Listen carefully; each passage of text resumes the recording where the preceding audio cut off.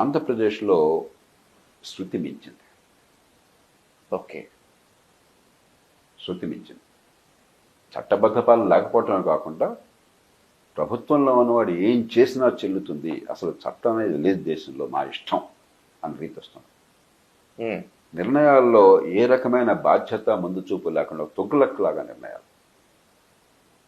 మనం పరిపాలన శాశ్వతమైనది. అధికారంలో వచ్చేవాళ్ళు వస్తారు, రేపు పోతారు, కానీ పరిపాలన శాశ్వతమైనది. మీరు రాగానే మొత్తం మారిపోయి ఇంకోటి ఏదో తొగ్గులకు ఏం చేశాడు, ఢిల్లీ నుంచి దౌలతాబాద్ అన్నట్టు రాజధాని, మళ్ళీ తిరిగి పంపించాడు. ఇప్పటిదాకా తొగ్గుల గురించి మాట్లాడుకుంటున్నాం జీవితంలో. ఆయన పేరు ప్రపంచంలో అందరికీ, దేశంలో అందరికీ తెలుసు.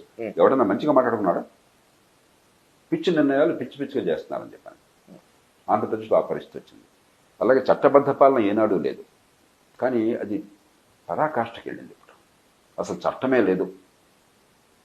బడితున్నవాడిదే బర్రె, ఎవడికి ఖండబలం అంటే రాజకీయ బలం అంటే వాడి చేతుల్లోనే అనిపోతుందని చెప్పని పరిస్థితి తీసుకొచ్చారు. పెట్టుబడులు, ఆర్థికాభివృద్ధి, సంపద పెంచటము, ఆ సంపద పెంపులో అందరినీ భాగస్వాముల్ని చేయటము, ఉపాధి కల్పించటము, ఆ ఎజెండా మీకు లేకపోయినట్టయితే మౌలిక సదుపాయాలను బాగుపరచడము, అవన్నీ నాశనం చేసి ఉన్న డబ్బు సగం తినేసి సగం దుబారా చేసి మిగతా తలకాస్తే పంచిపెట్టాను సమర్థంగా అని చెప్పని పరిపాలన అంటే ఈ దేశానికి అంతకంటే ప్రమాదకరమైనది ఇంకొకటి లేదు.